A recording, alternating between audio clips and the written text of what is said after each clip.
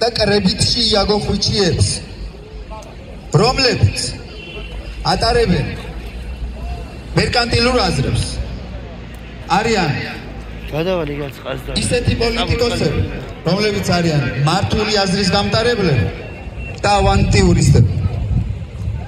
მე მინდა იაგო ხვიჩიას და ხვიჩიებს აი ესე სცენიდან ჭიათურელმა უთხრა: ჩემო მეგობარო, შენ მგონია რომ ჭიათურაში ხალხმა არ იცის რა ჯობია მისთვის. შენ არ გეგონოს და თქვენ არ გეგონოთ ხვიჩიებო რომ ამ ხალხს უყვარს ყოველ დღე და სიამოვნებს სიცოცხლის ფასად რომ მიდის თავისი სამსახურის გადასარჩენად, თავისი ლუკმაპურის მოსაპოვებლად. არ გეგონოს რომ ვინმეს აქ აზრი და გონი აკლია, ან ცოდნა აკლია, ან სწავლა განათლება აკლია, ან ლოგიკა აკლია, ან მორალი აკლია, ან კომფორტის შეგრძნების უნარი არა. პირველ რიგში აქ დგას კომპლექსური საკითხი იაგო. ეს საკითხი არ არის გუშინ დაწყებული ქარხანა ამუშავდა და ხალხს აღარ ჭირდება. ჭიათურლები ამ ფესვებზე დგანან. ჭიათურლებს გენეტიკაში აქვთ უკვე გასისხორცებული, რომ ისინი არიან მაღაროელები. ჭიათურლებმა სიცოცხლე შეწირეს მაღაროში. დაიხუდნენ აქ ჩვენი თანამოქალაქეები იაგო. და თუ შენ დემაგოგიურად და ეგრე ავანტიურული განცხადებებით გგონია რომ ჭიათურლებმა არ იციან რა არის მათთვის კარგი, მე გეტყვი და ჩვენ გეუბნებით. კარგად ვიცით იაგო, რომ უფრო მარტივია 50 კილოიანი ბიდის ხე სუფზე რომ გაკმოკიდებული და კილომეტრები უნდა ატრიო.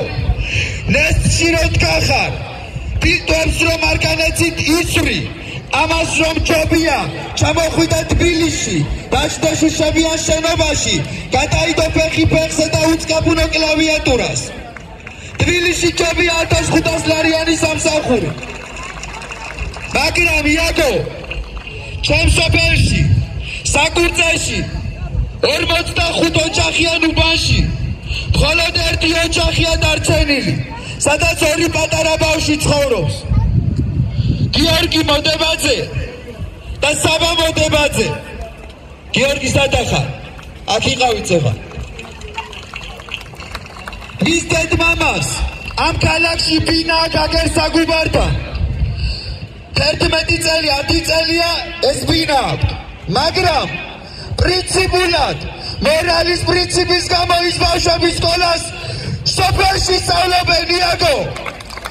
მისი მშობლები ქალაქში არ ჩამოვიდნენ, სოფელს ამაგრებენ იაგო. და ეს ორი ბავშვი თუ აღარ იყოს იმ უბანში, გამცინებელი აღარავინ იქნება მოხუცების იაგო. და მისი ვაჟკაცი მამა არ მოდის კომფორტში და არ ჩდება კორპუსში. ბინა 10 წელია, სოფელში ცხოვრობს და სოფელში ასწავლის თავის შვილებს. და რომ დაგანახო ის ბავშვები, როგორი ხონიერი, ლოყებ ხაშხაშა და ვაჟკაცები ისდებიან იაგო. მე აღარ იტყვისა რომ ყველა თბილისში უნდა წავიდეს სარჩოს საძებნელად. აი ამით არ მოცილდებიან ჭიათურლები მახაროს.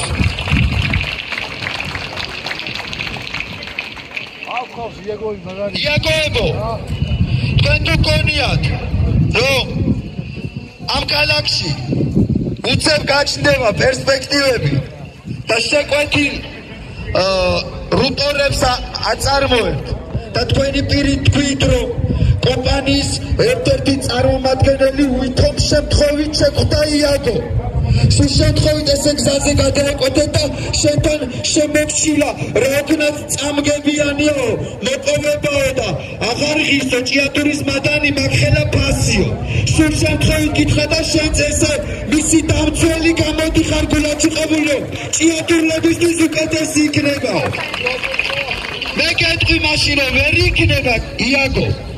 არც ქვეყნისთვის არ იქნება ეს კარგი და მით უმეტეს არც ამ ქალაქისთვის, რადგან შენ რომ მარტო იმერტი კომპანიის წარმომადგენელისთვის არ მოგესმინა და შენ რომ პოლიტიკოსი ხარ, დავსდებ რომ არ ხარ მიკერძოებული და ხალხისკენ იხედები, მოგესმინა მაშინ აქ ერთი თვე რომ საუბრობ, ან ვიდეო გენახა, ან ტელევიზიაში გენახა, ან პირდაპირ ეთერი გენახა, სადაც ვამბობთ რომ აქ მთელი ქალაქის სიტუხჭირესი არის საუბარი იაგოებო. აქ ვერ გაჩნდება ასე უცებ ჯანსაღი კონკურენცია და სამსახური. აქ მიბმული არის ადამიანები ფსიქოემოციურადაც ამ ყველაფერთან, მორალურადაც და ფიზიკურადაც იაგოებო. და ნუ გგონიათ რომ ჩვენ არ შეგვიძლია აზრების გამოტანა და ნუ გვეცინიკოსებით, ნუ დაგცინი ხართ ბიჭო. ნუ დამასავ ჩვენს ნერვებზე. ჩვენ ახლა გამწარებულები ვართ.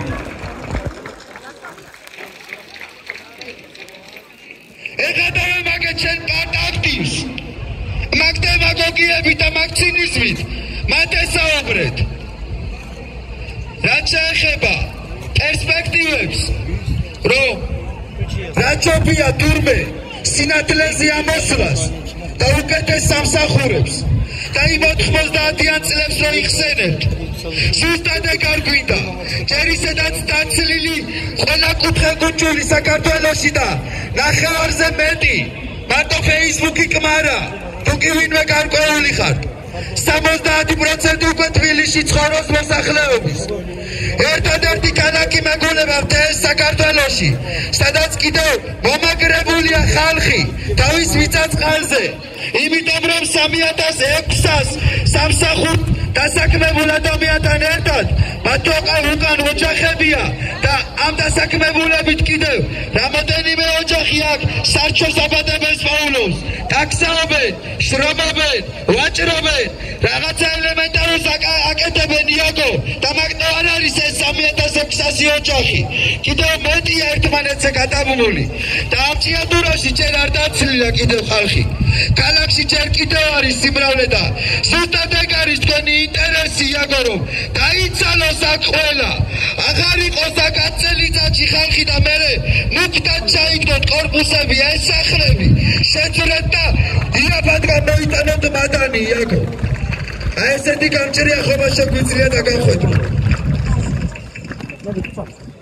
რაც შეეხება ბავშვებს და მომავალს, რომლებზედაც შენ თქვი იაგოებო, რომ ეხირსებათ, რომ გავიდენ ამ ქალაქიდან და თურმე უკეთესი ცხოვრება ნახო. კი, დაგეთანხმები, რომელი თაობის წარმომადგენელიც მე ვარ, ის გულის ტკივილი მალაპარაკებს რომ არ მინდა ამ ახალგაზრდებმა ის გაიარონ, რაც მე აქ ჭიათურაში გავიარე ყველაფრის უკოლობა, უპერსპექტივობა, არაფერი სიახლე, არც კინო, არც სპექტაკლი, არც თეატრი, არც კონცერტი, არაფერი ახალი.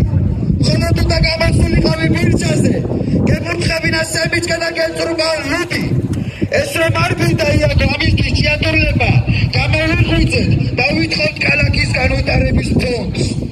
და ზუსტად ვიცით, გადარჩენა და ხსნა რაშია.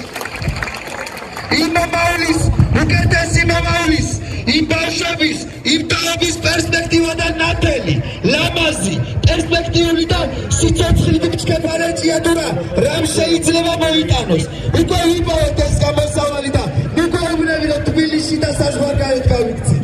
არა იაგო, ჩვენ თუ ამ ფონდს მოვიპოვებთ, რა თქმა უნდა, ლანგრით არავინ არ მოგვართმევს.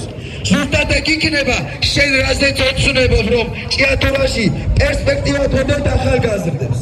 ზუსტად ამით შევქმნით რომ ყველა ჭკვიანს, წარმატებულს, კარგ ჭიათურეს განათლების საშუალებაც ექნებათ იაგო. მრავალფეროვნებაც ექნებათ იაგო. სპექტაკლებსაც გავმართავთ აქ იაგო, მოვიწევთ კარგ მსახიობებს, სტადიონსაც ავაშენებთ იაგო და ჩავატარებთ მატჩებს, კინოსაც გავხსნით იაგო და ინდურ ფილმებს არა, ჰოლივუდის ახალ ფილმებს გავუშვებთ იაგო.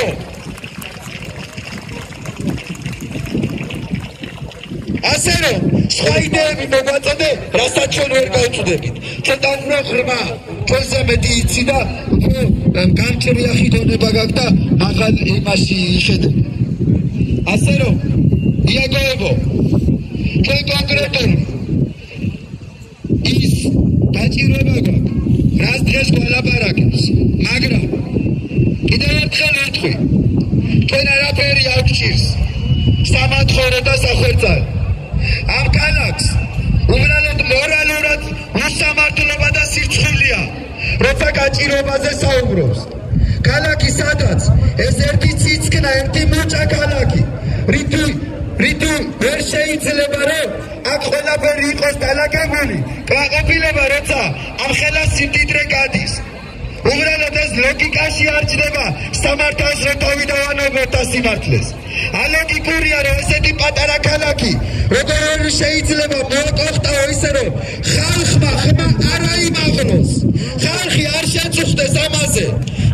და ისხედავთ მოცლის, ისხედავთ მარტვილს, ისხედავთ პარტიულს აქ.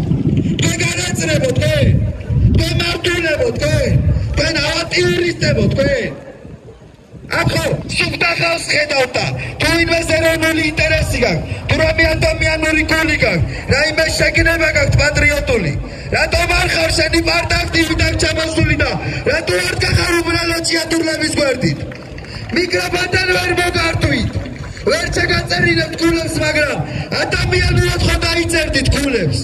რატო არ გვაძლიერებთ? რატო არ ხარ და ჩვენ ხარ და ხარ?